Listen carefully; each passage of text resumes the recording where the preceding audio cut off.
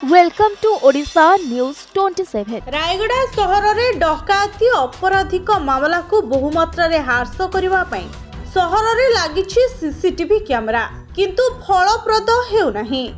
जिला आरक्षी अधीक्षक हरीश बिसी रायगड़ा सहरवासी धन जीवन सुरक्षा पई जेउ प्रकार पुलिस पेट्रोलिंग व्यवस्था और जांच को कड़ाकड़ी करुछंती किंतु सहर रे ताला पड़िथिबा घरे कलाकना बुलाई देउछंती लुटेरा।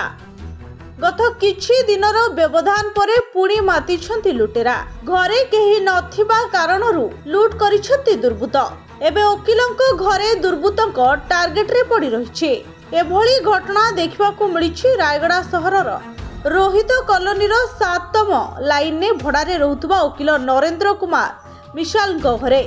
श्री मिसाल रविवार घरे ताला पकई थेरुबाली रे रहुतबा निज परिवार लोकंक पाखकु जाइथिले। एहार सुजोग नै आज दुर्बृत्त माने घरे कलाकना बुलाई दैछन्ते। ए संपर्क रे खबर पाई वकील नरेंद्र कुमार मिसाल घरे पहुंची देखला बेलकु तांको घरर ग्रिल ताड़ी घरे पसी आलमीरा भांगी सेथिरे थिबा नगद 34,000 टंका सह आसबाब पत्र और बासनकुसन लुटि नैथिबा जानिबाकू पाइथिले। एने से रायगड़ा थाना पुलिस को खबर देइथिले। पुलिस साइंटिफिक टीम सह घटनास्थल रे पहुंची तदंत आरंभ करिछे। तेबे सहर रे वृद्धि पाउथुबा चोरी डकायती सुनाचेन लूट भली अपराधिक मामला रे संपृक्त अपराधी को धरिबारे रायगड़ा थाना पुलिस अनेक समय रे सफलता पाउथुबारु वकीलंक घरे चोरी घटना रे मध्य सफलता मिलिबो बोली साधारण रे चर्चा हेउछे।